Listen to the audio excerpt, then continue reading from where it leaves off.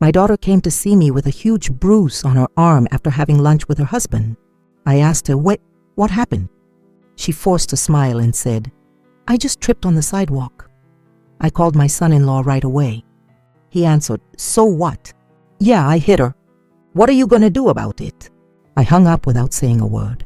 A little while later, I made a single phone call. The next morning, he was the one who called me.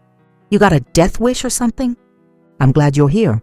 If you're watching this video, give it a like, subscribe to the channel, and let me know in the comments where you're listening to my story of revenge from. I want to know how far it's reached. The afternoon sun slanted across Santa Fe, filtering through the old wooden frame of the craft shop, illuminating the skeins of bright red, yellow, and blue yarn I had spent all morning carefully arranging. At 65 years old, I was used to this light, to the smell of beeswax from the hand-woven rugs, to the sharp cry of the tamale vendor in the market outside. I was carefully folding an embroidered napkin when the silhouette of Sarah, my daughter, appeared in the doorway. Sarah came in, her thin shoulders trembling slightly, though she was trying to force a smile.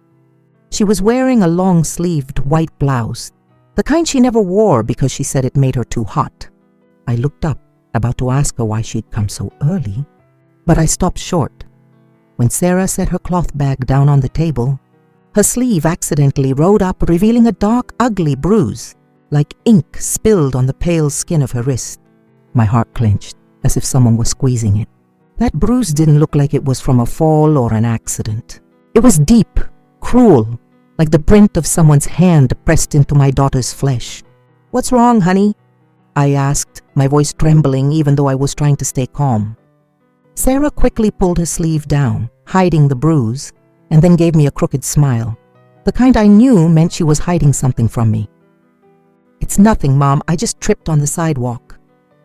Her voice was soft, but her eyes avoided mine. I wanted to press her, to take her hand, to lift her sleeve and see if there were more marks, but I just stood there frozen.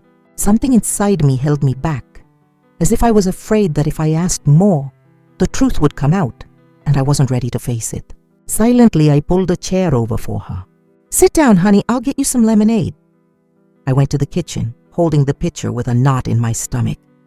She had been my greatest joy, the daughter with a smile as bright as the morning sun, who always told me her big dreams of having a happy family. Now she was sitting there, thin, quiet, like a shadow of her former self. I placed the glass of lemonade in front of Sarah, trying to manage a smile, but my eyes couldn't leave her arm, even though it was covered now. Suddenly, Sam, my 8-year-old grandson, ran into the shop and hugged my legs. Grandma, today the teacher said my drawing was the best in the class. The boy chattered on, his bright eyes shining. I knelt down, stroked his head, and felt my heart warm a little at his innocent smile. Sam was my whole world, the reason I still got up every morning, the reason I kept weaving rugs, the reason I kept living after my husband was gone. But not even Sam's smile could chase away the unease in my chest. I glanced over at Sarah and saw her with her head down, fidgeting with the rim of the glass, as if she were trying to hide a secret. When Sarah got up to go to the kitchen for some pastries, I called Sam over and kept him close. I lowered my voice and asked him softly, "Was your dad angry today, sweetie?" The second the question was out, I regretted it. Sam's bright eyes froze for a moment, and then he looked down at his worn-out little shoes. He didn't say anything, just quietly ran to a corner of the shop where I kept some old toys. My heart clenched again. An 8-year-old boy doesn't know how to lie, and his silence was more terrifying than any word. I stood there, my hands gripping the edge of the table, trying not to shake. Sarah and her son stayed at the shop a while longer, and then she said she had to get back to Albuquerque to make dinner. I walked them to the corner, watching Sam take his mom's hand, skipping along the cobblestone. Sarah turned and gave me a hug, but it was a cold hug, as if she were trying to keep her distance. When their figures disappeared around the corner, I went back to the shop, locked the door, and sat alone in the growing darkness. The colorful skeins of yarn now looked blurry, just like my mind at that moment. I didn't want to believe it, but I knew the bruise on Sarah's arm wasn't from a fall. And Sam's silence was the confirmation I never wanted to hear. That night, I sat at the small dining table in my humble home, the yellowish light illuminating the peeling wall. I picked up the phone, my finger hesitating over the screen. Finally, I took a deep breath and dialed the number of Ethan, the son-in-law I had once trusted to make my daughter happy. The phone rang 3 times and then his voice boomed, slick and arrogant. "Mrs. Ramirez, what can I do for you?" I didn't beat around the bush. I got straight to the point. "What did you do to Sarah?" My voice sounded firmer than I expected, but inside my heart was pounding. There was a second of silence on the other end of the line, and then a mocking laugh as cold as a knife. "So what? Of course I hit her. And what are you going to do about it?" he said, each word like a slap in the face. I wanted to scream at him, but I just hung up, my hand shaking with rage. I didn't want him to hear my voice break, didn't want him to know how weak I felt. I got up, left my house, and went to Mrs. Rodriguez's. My neighbor and friend of so many years, I pretended I needed to borrow some corn flour. But really, I just wanted to find someone to share the anguish that was choking me. The moment she saw me, Mrs. Rodriguez ushered me into her kitchen, her eyes full of concern. "I saw little Sarah crying by herself outside the door this afternoon, Margaret," she whispered, her voice as shaky as mine. I called for her to come in, but she just shook her head and left. Her words were like throwing more fuel on the fire burning inside me. I thanked her, took the bag of flour she gave me, and walked back home, each step as heavy as if I were carrying stones. In my small room, I lit a votive candle in front of the portrait of my husband, who had left me 10 years ago. His black and white photo was still there. On the small altar, his kind eyes looking as if they were watching me. "John, if you were here, what would you do?" I whispered as tears rolled silently down my cheeks. I prayed, not for myself, but for Sarah, for Sam, and for me, to have the strength to face whatever was coming. The candle flame flickered, its faint light illuminating his face, as if he were answering me with his silence. The next morning, I got up earlier than usual. The sun hadn't yet baked the cobblestone street of Santa Fe, but I was already in front of the mirror, smoothing my gray hair, tying my shawl tightly around my shoulders. I wanted to look strong, not for me, but for Sarah. She was standing in a corner of the room in her long-sleeved blouse, her eyes red but trying to smile. "Mom, you don't have to make a scene about this," she said, in a small voice that seemed to be begging me to stop. But I just shook my head and took her hand. "Come with me, Sarah. We can't let this go on."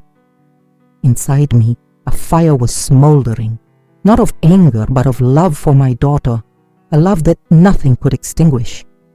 We walked into the police station in the center of town, where the smell of burnt coffee mixed with the squeak of a ceiling fan. Sarah walked behind me, head down, her eyes fixed on the old tile floor, as if she wanted to become invisible. I took her straight to the desk of Officer Miller, a man I'd known since my husband was alive. Back then, he had come to our house for dinner, laughing and chatting animatedly, and even praised my mole. But now, seeing the way he was sitting, with one foot up on his desk, looking at us as if we were two strangers, I knew things wouldn't be easy. "Officer Miller," I said, trying to keep my voice steady, "I'm here about my daughter. Her husband hits her. I want to file a report." I told him everything, from the bruise on her wrist to the phone call the night before, when Ethan had admitted his behavior with complete shamelessness. I looked Miller straight in the eye, hoping for a little bit of justice, a little bit of empathy from the man who had once eaten at my table. But he just glanced at Sarah, then leaned over to scribble something superficially, the pencil scratching against the paper. "She probably just fell down the stairs. A domestic accident, you know," he blurted out, his voice as cold as if he were talking about the weather. My blood boiled. I slammed my hand on the desk, the sound making the whole room go quiet. "No, my daughter is being beaten by her husband. Do you hear me?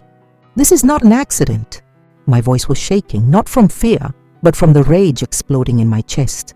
Miller looked up and smirked, a smile I wanted to slap right off his face. "Look, Mrs. Ramirez, I suggest you go home and tell your daughter to keep her family affairs in order. We don't get involved in disputes between a husband and wife." His words were like a stab to the heart. I wanted to scream at him, to ask him where his conscience was, seeing a mother begging for help, but Sarah pulled on my arm. "Mom, let's just go." Her voice broke, her eyes filled with tears, as if she was afraid that if I made a scene, things would get worse. I squeezed her hand, my heart as heavy as a stone, and led her silently out of the station. Every step felt like I was sinking deeper into helplessness. On the way back, I couldn't stand the feeling of failure that was suffocating me. I decided to stop by the office of Mr. Davis, a well-known lawyer in Santa Fe. I'd heard he was sharp, that he'd helped a lot of people win important cases. If the police couldn't help, I hoped the law would be on my daughter's side.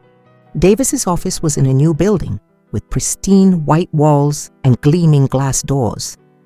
When we walked in, the smell of expensive cologne and the hum of the air conditioning made me feel out of place. Me, an old woman who sold crafts, standing in the middle of a place where money and power reigned. I told him the whole story, from the bruise on Sarah's arm to Ethan's brazen attitude. Davis sat across from me, leaning back in his leather chair, slowly turning a gold ring on his finger, as if my story were just a piece of gossip. When I finished, he looked at me, then at Sarah with a cold expression, as if he were weighing something. "Mrs. Ramirez," he said slowly, "you have to understand that Ethan has connections we don't want to mess with. If this becomes a scandal, the ones who will be hurt the most are Sarah and little Sam." His words were another slap, but this time, it didn't just hurt, it made me feel small, powerless against the wall of power Ethan had built. Sarah was sitting next to me, head down, her hands clasped tightly. I saw her shoulders tremble as if she were holding back sobs. I wanted to hug her, to tell her I wouldn't give up, but a lump formed in my throat. I had Sarah get up, didn't say another word, and we left the office in a suffocating silence. Outside, the scorching midday sun of Santa Fe was burning, but it was nothing compared to the fire of disappointment raging inside me. That afternoon, I decided to go with Sarah to her house in Albuquerque. I wanted to see with my own eyes where my daughter lived, to understand why she insisted on hiding the truth from me. Sarah's house was on the outskirts of the city, a large house that Ethan had built with money from his construction company. But when we entered the yard, the air was so heavy I could barely breathe. Mrs. Beatrice Cole, Ethan's mother, was sitting in a wicker chair under the shade of an avocado tree, a glass of juice in her hand, and the expression of an arrogant queen. The moment she saw us, she shot us a look and said in a sharp voice, "Your daughter is good for nothing but living off my family. She can't even get a meal on the table for her husband and son." Her words were like a knife in my heart. I wanted to answer her, to tell her it was her son who was destroying this family. But Sarah squeezed my arm tightly, her tearful eyes begging, "Mom, please don't." She hugged Sam tightly, who hid behind her, looking at his grandmother with bewildered eyes. I saw the fear in that look, and it hurt me to my soul. Just then, Ethan came out of the house, adjusting his tie nonchalantly, as if everything were normal. He looked at me with cold, defiant eyes, then turned to Sarah and ordered, "Get in the house. Don't let your mother make a scene." I wanted to scream in his face, to ask him why he treated my daughter like this. But Sarah's pleading look stopped me. I turned and left, my steps heavy on the stone path. Behind me, Mrs. Cole's voice still echoed, full of contempt. "Some old woman who sells rags isn't going to come here and lecture the Cole family." Her words were the final stab, cutting deep into my pride. That night, I returned to my little room in Santa Fe. I sat in front of my husband's portrait, the candle flame flickering on his face. "John, you used to say that justice always finds a way," I whispered as tears rolled down my cheeks. "But where is the justice now? The police won't help. The lawyers turned their backs on us. Our daughter is suffering and I can't do anything." I clenched my fists, my nails digging into my skin. I knew one thing for sure. The justice Sarah needed would never be found in this corrupt system, where Ethan's money and power overshadowed everything.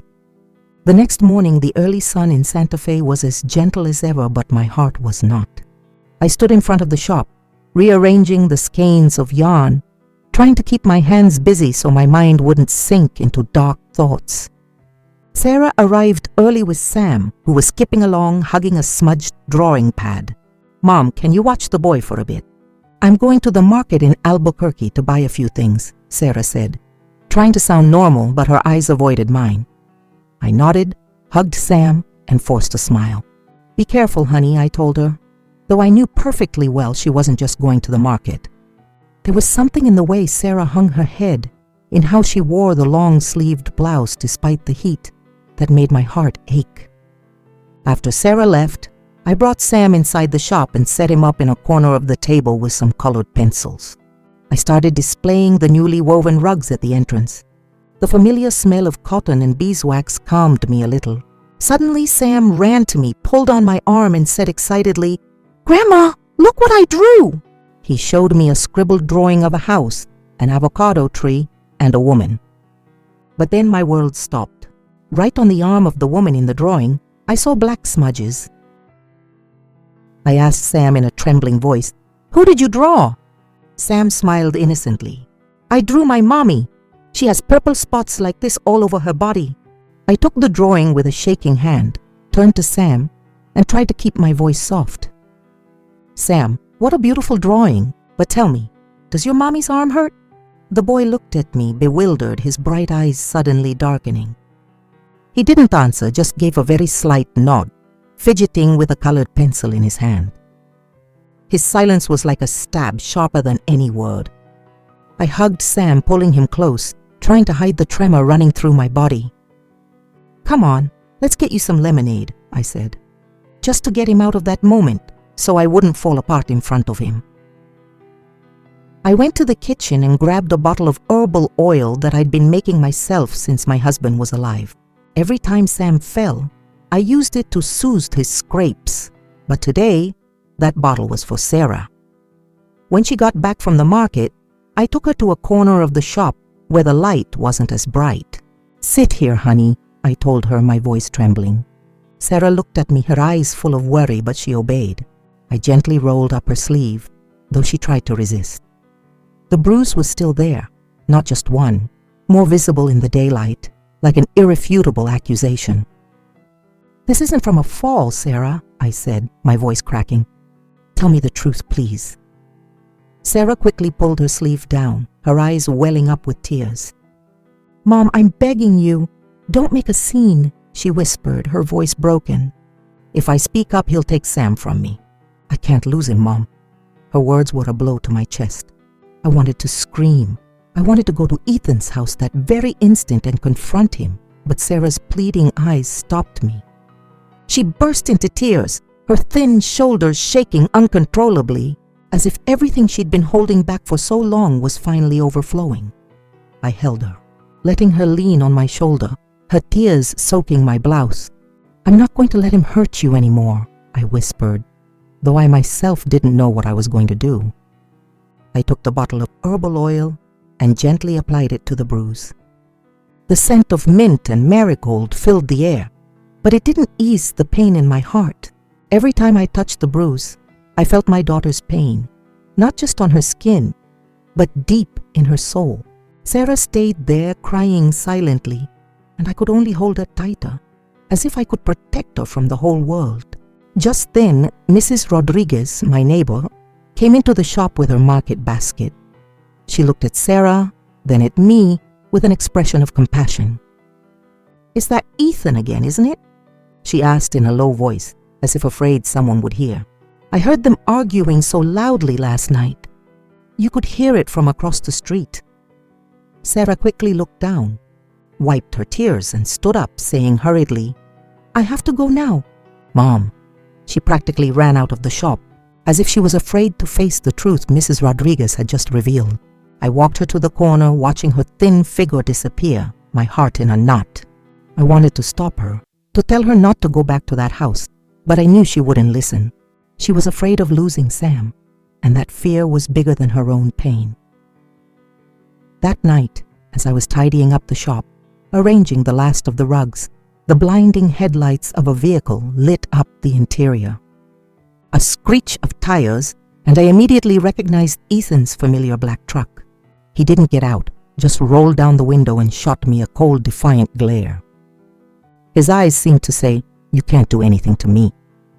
Then he sped off, the truck vanishing at high speed, leaving behind a strong smell of exhaust and a silent threat. I stood frozen in the doorway of the shop, my hands gripping the edge of a table, feeling a rage I had never experienced before. He was reminding me that everything was still under his control, that I, an old woman who sold crafts, was nothing against his power. After that day at the police station and the lawyer's office, I felt as if the whole world had turned its back on me. Officer Miller with his mocking smile, Mr. Davis with his gleaming gold ring, they were all on Ethan's side, or rather on the side of his money and power. I sat in my craft shop, staring at the colorful skeins of yarn with an empty heart. I had hoped the law would protect Sarah, but now I knew that the official path was closed, like a heavy iron door barred shut in front of me. That morning, I decided to confront Ethan myself. I didn't tell Sarah anything.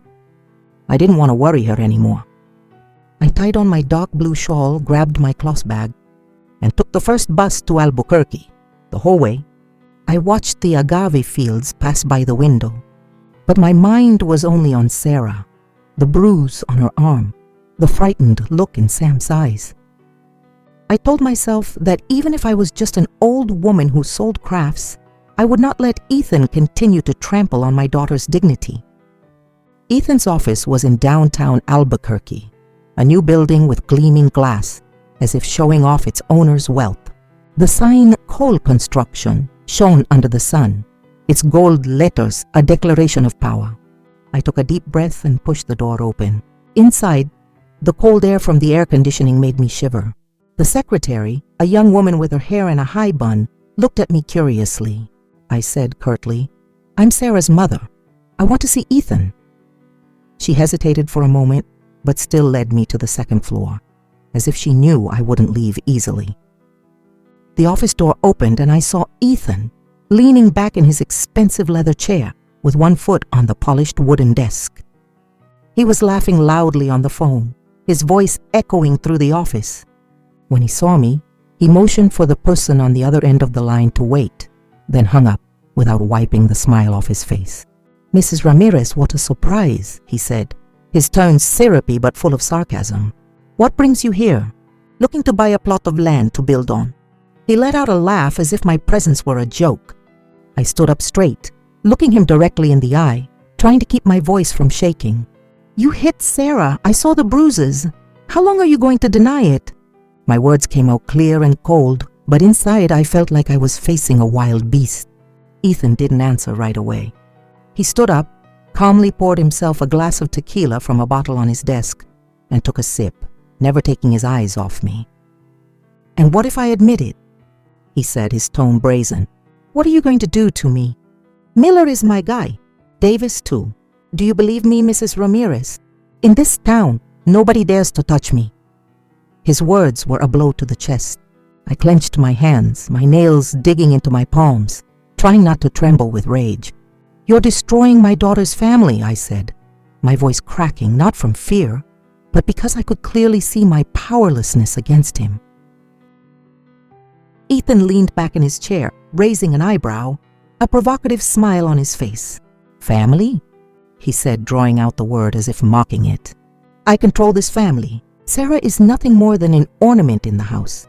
And you, an old lady who sells souvenirs, what could you possibly do to me?"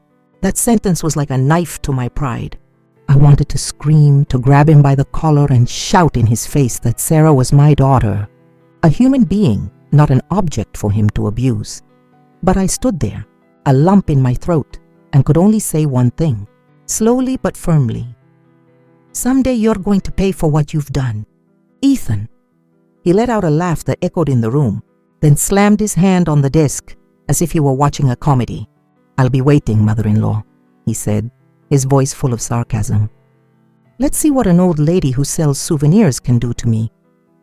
I turned and walked away, feeling his contemptuous gaze on my back. Every step out of that office felt a little heavier, as if I were carrying Sarah's pain and my own helplessness. When I stepped outside, The scorching midday sun of Albuquerque burned my skin, but it was nothing compared to the fire of anger and disappointment raging inside me. I stood on the sidewalk, watching people pass by, trucks full of goods, street vendors calling out from under the shade of trees. Everything was going on as normal, as if no one knew my daughter was living in a hell, that I had just been humiliated by the very man who had destroyed her happiness. Coming back from Ethan's office, I felt like all my energy had been drained. The bus ride from Albuquerque to Santa Fe seemed longer than ever, each turn of the wheels sinking me deeper into helplessness. When I opened the door to my house, the small room was already in shadow, with only the faint light of the votive candle on the altar for my husband, John. Sarah and Sam were fast asleep in the other room, the boys' rhythmic breathing reminding me that I still had a reason to fight. But in that moment, I just wanted to sit down and let the exhaustion consume me. I dragged the old wooden chair over and sat in front of John's portrait, looking at his kind eyes in the black and white photo that had now turned yellow. Margaret, in this life, sometimes you have to take justice into your own hands. His words from long ago echoed in my head, as clear as if he was sitting next to me. I opened the old wooden drawer where I kept John's mementos. Among the old letters and a faded family photo, I found a yellowed piece of paper, the writing almost faded. It was the phone number of Marcos Herrera, an old friend of John's, whom he had helped get out of an unjust lawsuit more than 20 years ago. Marcus had been a cop, a tough but fair man, and now he had his own law firm in Santa Fe. I picked up the paper, my trembling fingers tracing the numbers. I hadn't spoken to him in years, but in my heart, I knew that if anyone could help me now, it could only be Marcus. My heart was pounding as I dialed. The phone rang 3 times, each ring feeling like an eternity. Then a deep, raspy voice answered. "Who's this?" I took a deep breath, trying to keep my voice from breaking. "It's me, Margaret Ramirez," I said, concise but firm. "My daughter is being abused by her husband. I need your help." There was a long silence, as if Marcus were weighing something. Finally he spoke, his tone deep and serious. "You know this isn't easy, but if you had the courage to call, I'll listen. I'll see you at the cafe near the Santa Fe market tomorrow at 8 in the morning." I hung up, my hands still shaking, but with a weight lifted from my soul, as if a burden had been removed. For the first time in days, I felt a glimmer of hope. I couldn't sleep that night. The distant bark of a dog, the loud band music from a nearby cantina, everything seemed to stir the jumbled thoughts in my head. I sat at my embroidery table, trying to finish a napkin, but I pricked my finger with the needle and felt no pain. Each stitch was a reminder of Sarah, of the dark bruise on her arm, of the frightened look in Sam's eyes. I thought of Ethan, of his mocking laughter, calling me an old lady who sells souvenirs. He thought I was weak, powerless, but he didn't know how strong a mother can be when she's cornered. The next morning I got up early and took Sam to school. The boy held my hand, chattering about the drawing he had made the day before. But I just smiled, my heart heavy. When I got back home, I asked Sarah to watch the shop. "I'm going to buy some new fabric," I lied, not wanting her to know what I was about to do. Sarah nodded, but her eyes were full of worry, as if she sensed something. I put on my dark blue shawl, took my cloth bag, and walked to the small cafe on a corner of the Santa Fe market.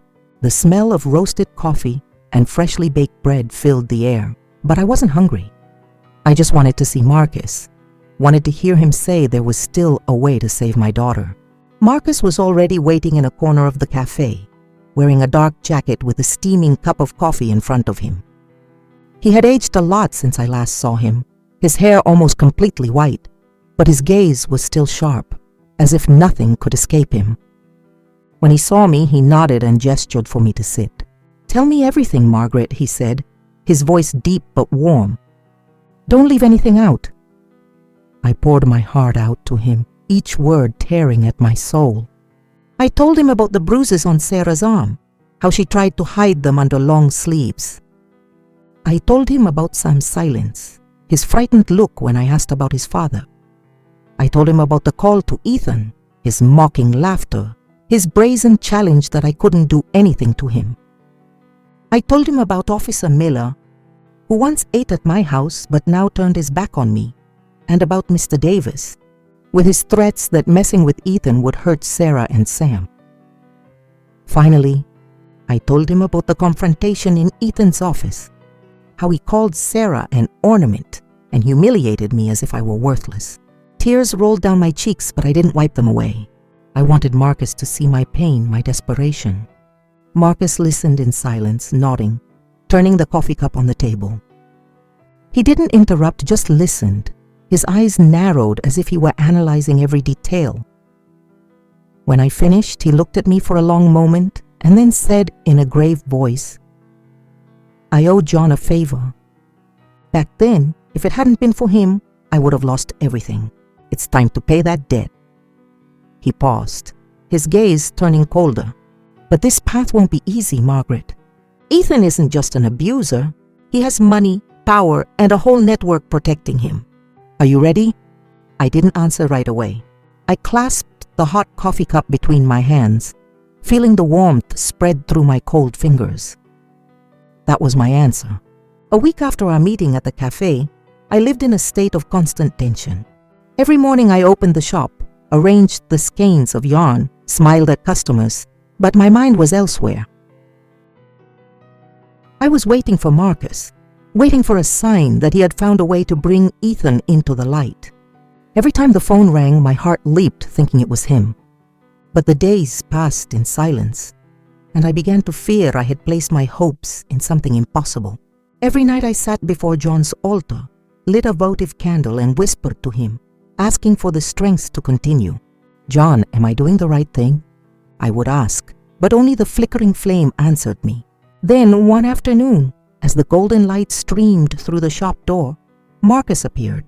He walked in with a thick old leather briefcase in his hand, his face more serious than usual.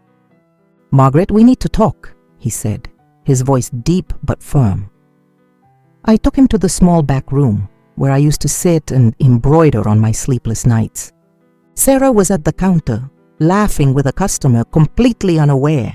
I closed the door, my heart pounding, as if I were about to enter a battle I didn't know if I could win.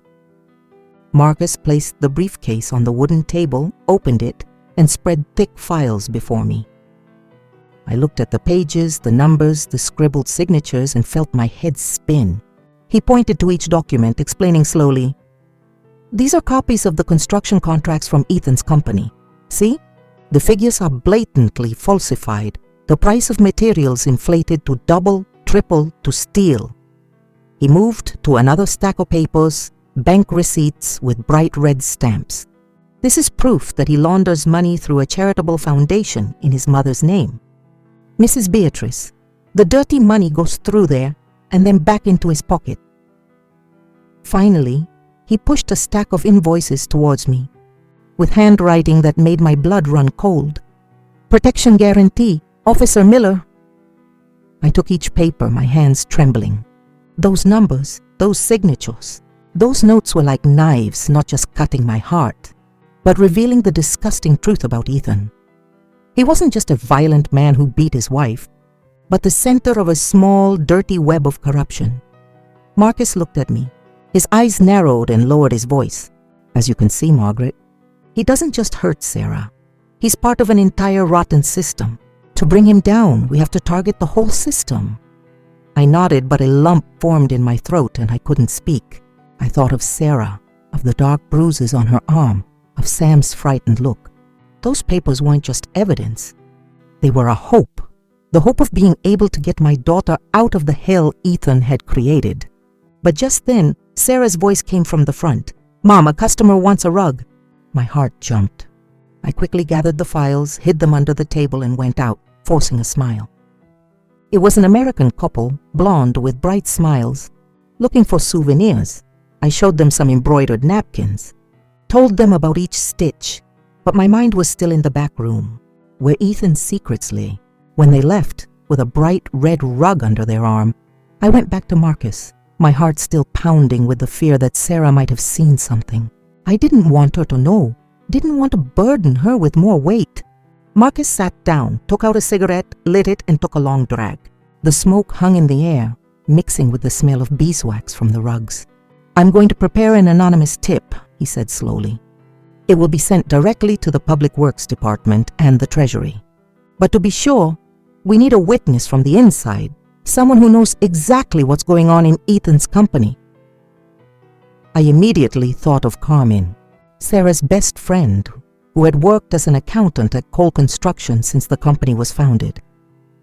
Carmen had come to my shop, had sat and eaten pastries with me, and told me about her hard times. If there was anyone who would dare to stand up to Ethan, it could only be Carmen. "Carmen," I said, my voice confident. "She's Sarah's best friend. She knows a lot about his company." Marcus nodded, his eyes lighting up. "If she agrees to cooperate, that'll be another fatal arrow for him," he said, his voice determined. "But you have to convince her, Margaret. It's not easy. She might be scared, she might refuse." I nodded, knowing this pass wouldn't be simple, but I had no other choice. At that moment, Sam ran in from the street, holding up a colored pencil drawing. He was beaming, his face lit up like the Santa Fe sun. "Grandma, look, I drew our house," he boasted, his voice clear. I knelt down and looked at the drawing. A little house, a mother and a child holding hands under the shade of an avocado tree.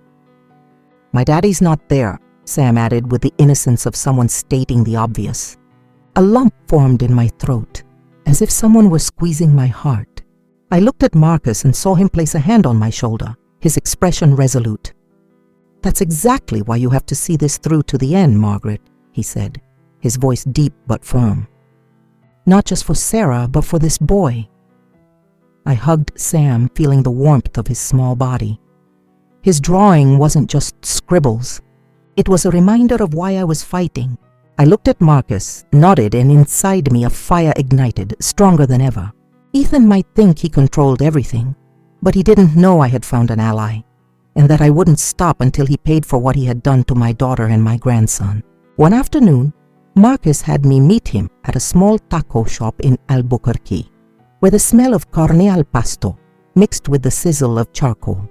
I sat across from him, my hands gripping the edge of the worn wooden table, trying not to shake.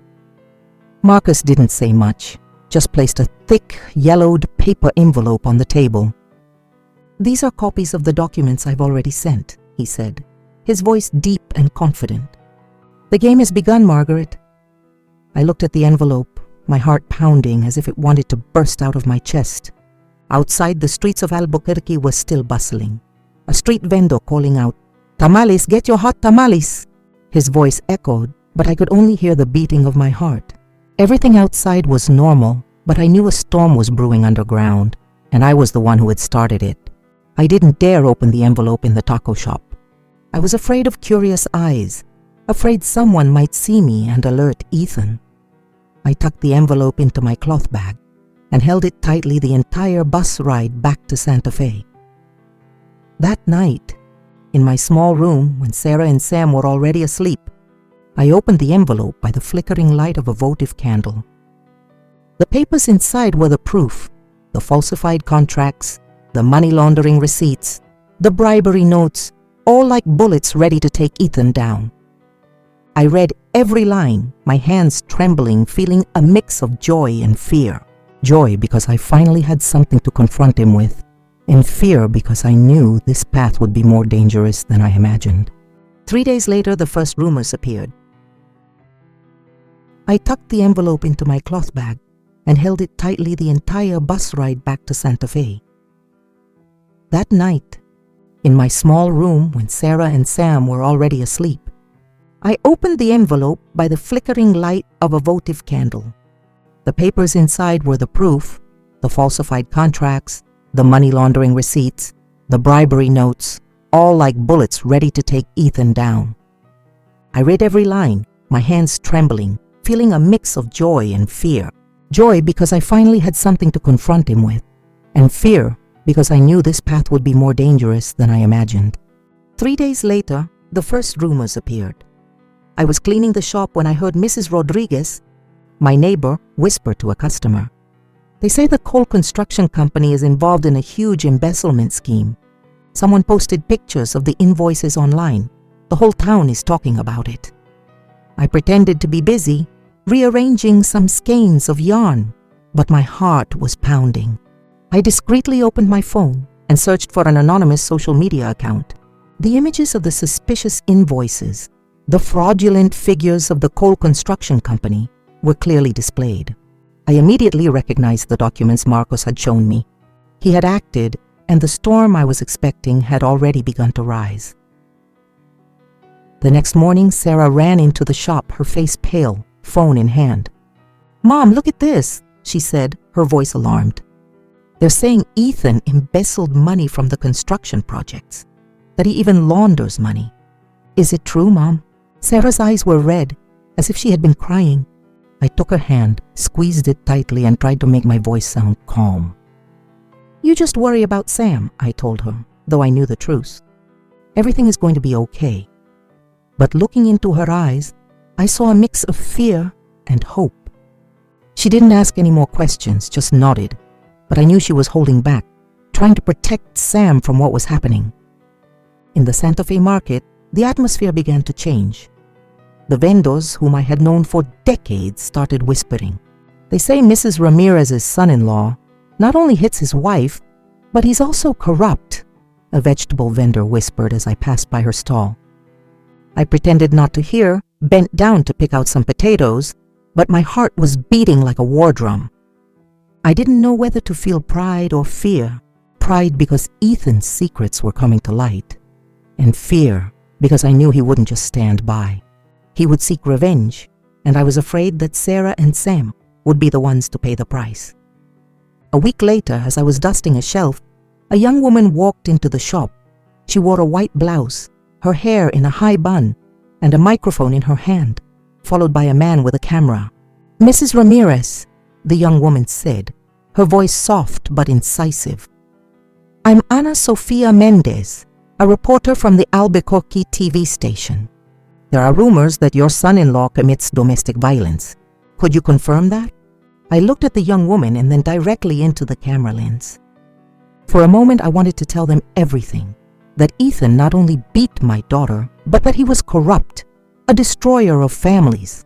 But then I remembered Sarah, her pleading eyes, and Sam playing in a corner of the shop. I said nothing, just looked at the camera for a few seconds, nodded, and turned away in silence. My silence, I knew, was a confession.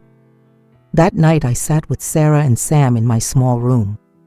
The local news was on the old television, the anchor's voice echoing.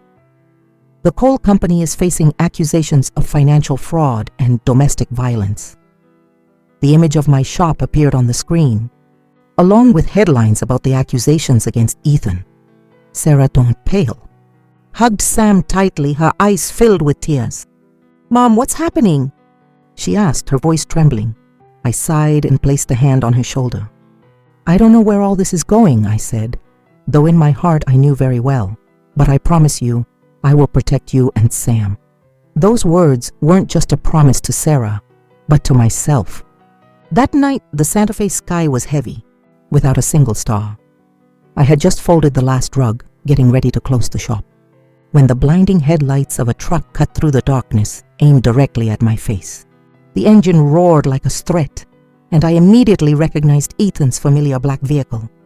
My heart pounded, not with fear, but because I knew this moment would come sooner or later. I stood up straight, my hands gripping the edge of a wooden table, trying not to shake. After the rumors, the articles about coal construction, I knew he wouldn't stay quiet. Ethan got out of the truck, his shirt wrinkled, his hair disheveled, and his eyes bloodshot like a cornered animal. He slammed his fist on the door, the sound echoing in the small alley, making some nearby dogs bark frantically. "You're behind all this, aren't you, you old hag?" he shouted, his voice hoarse and full of rage. "All this dirty news, you started it." His words were like a stab, but I didn't flinch. I had faced him once in his office, and this time, in front of my own shop, I wouldn't let him see me as weak. Before I could answer, Sarah ran out of the house, her face pale, and her eyes filled with panic. "Ethan, don't make a scene here," she pleaded, her voice trembling. "Sam's inside. I saw the fear in my daughter's eyes, the way she clung to the door frame, as if trying to stop the world from collapsing. I gently pushed Sarah back inside and whispered, "Go inside." "Honey, I'll handle this." She shook her head, tears rolling down her cheeks, but I gave her a firm look and she finally backed away, hugging the door frame as if it were her only support. I stepped outside and faced Ethan. He stood there, tall and arrogant, but I could see the panic in his eyes. The rumors and articles had made him lose control, and I knew it was time for me to be stronger than ever. I took a deep breath and said in a slow but firm voice, "It wasn't me, Ethan. It was justice.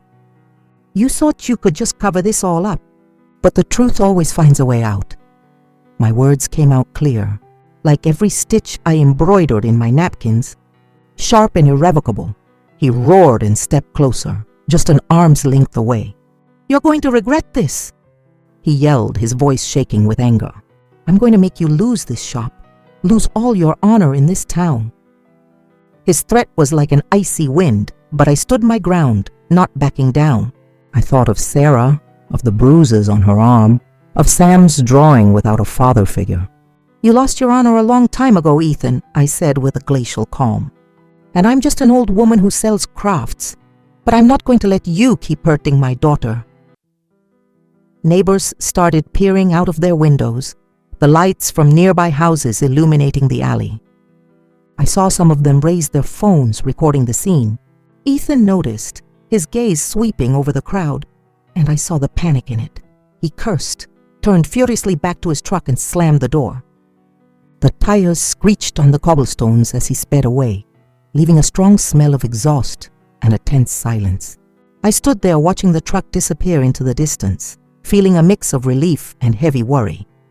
He was losing control, but I knew he was still dangerous. Sarah collapsed in the doorway, covering her face with her hands, sobbing uncontrollably. Her crying broke my heart. I knelt down, helped her up, and held her tight. "You have to be strong," I told her in a low voice, though I was holding back tears myself. "This is just the beginning, Sarah. I'm not going to let him win." She nodded, but I felt her body tremble, as if she were in the middle of a storm with nowhere to go. When Sarah went inside to hug a deeply sleeping Sam, I stayed at the door, looking up at the night sky. Dark clouds covered the moon, but I saw a figure standing under a distant street light. It was Marcus. He walked over, his eyes sharp but with a glint of satisfaction. "Well done, Margaret," he whispered. "He's losing control. The angrier he gets, the more mistakes he'll make." I nodded without saying anything, but in my heart, I knew one thing for sure. The real storm was about to break, and I was ready to face it.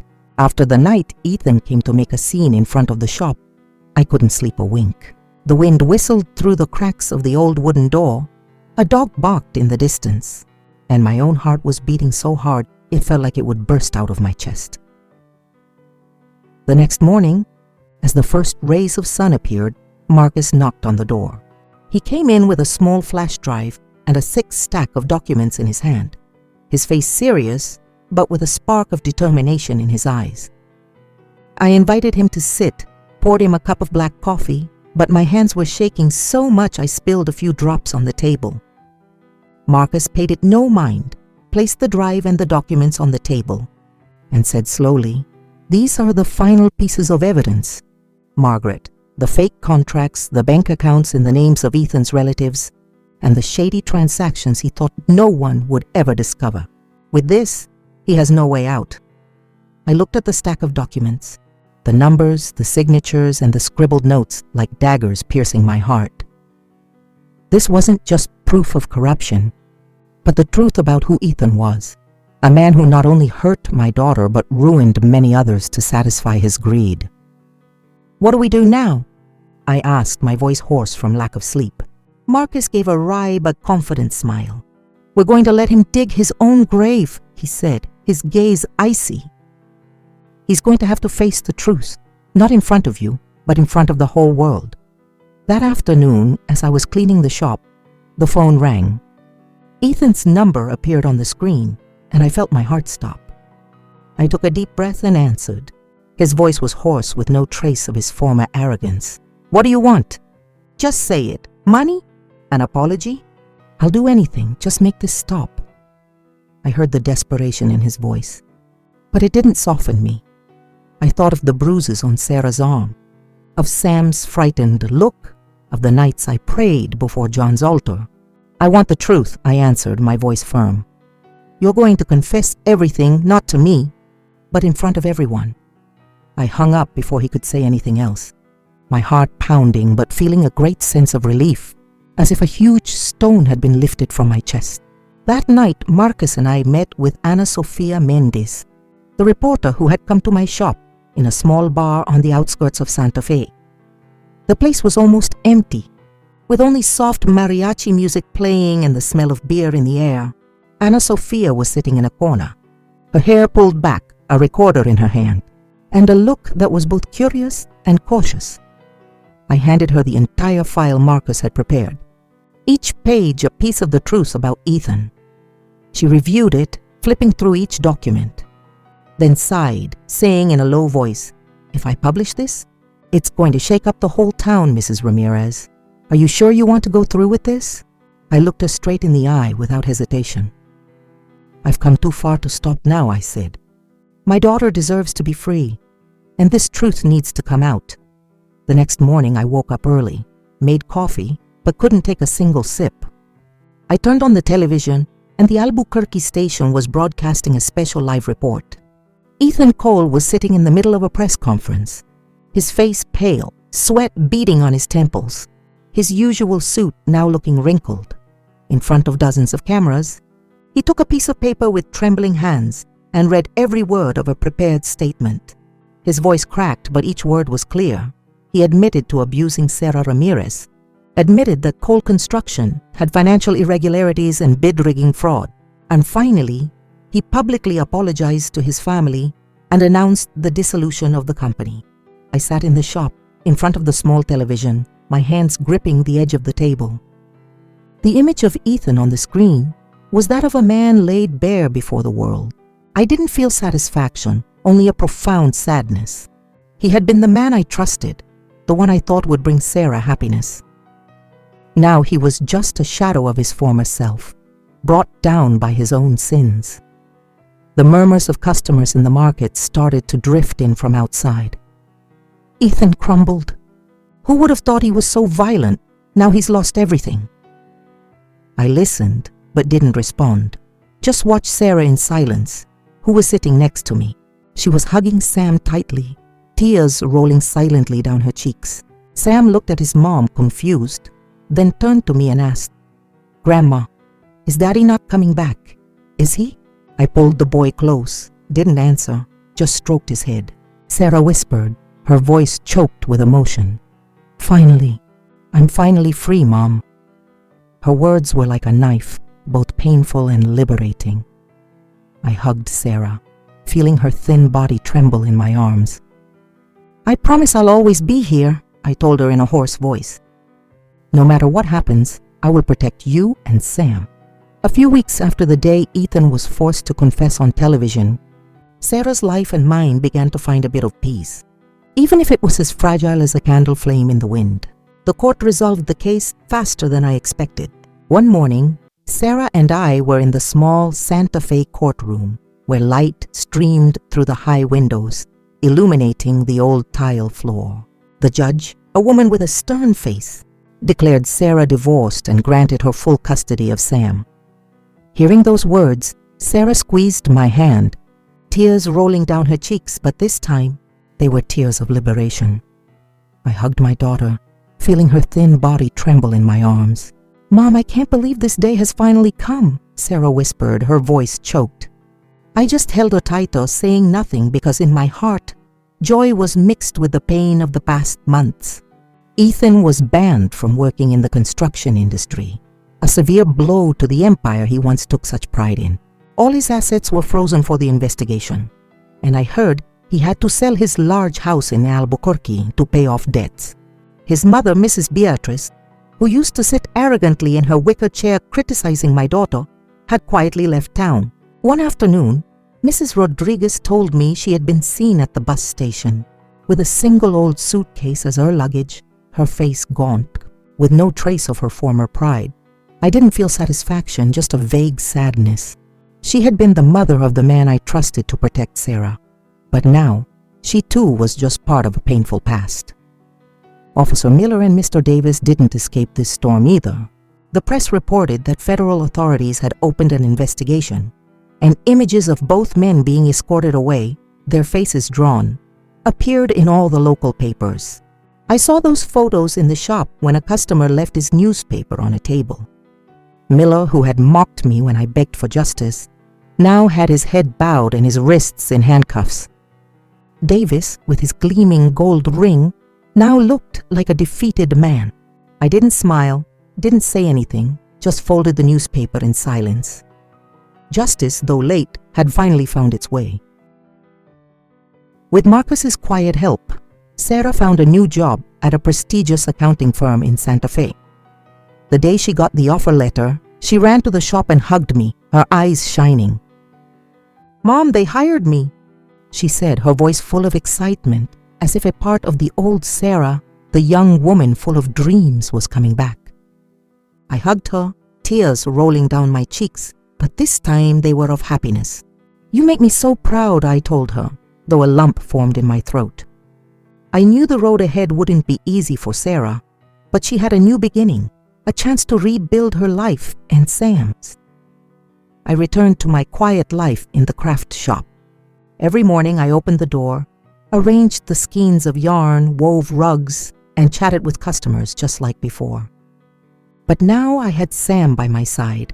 The boy would run to the shop after school with his scribbled drawings and a radiant smile.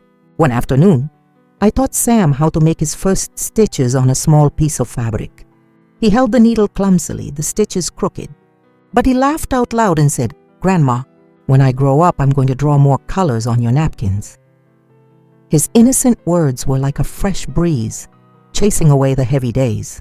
I stroked his head and smiled. "If you get better at embroidery than me, I'll leave you the whole shop." Sam laughed heartily, and in that moment I felt my heart was lighter than ever. One afternoon, while I was hanging a newly woven rug at the shop entrance, Ana Sofia Mendez walked by. She was wearing a white blouse, her hair pulled back, and the same radiant smile as the first time I saw her. She waved at me and I nodded, smiling in gratitude. Her reporting, along with the evidence Marcus and I provided, had brought the truth to light, had helped Sarah break free from Ethan's chains. I didn't say anything, but inside, I was grateful to her and to Marcus, the people who stood by me in this fight.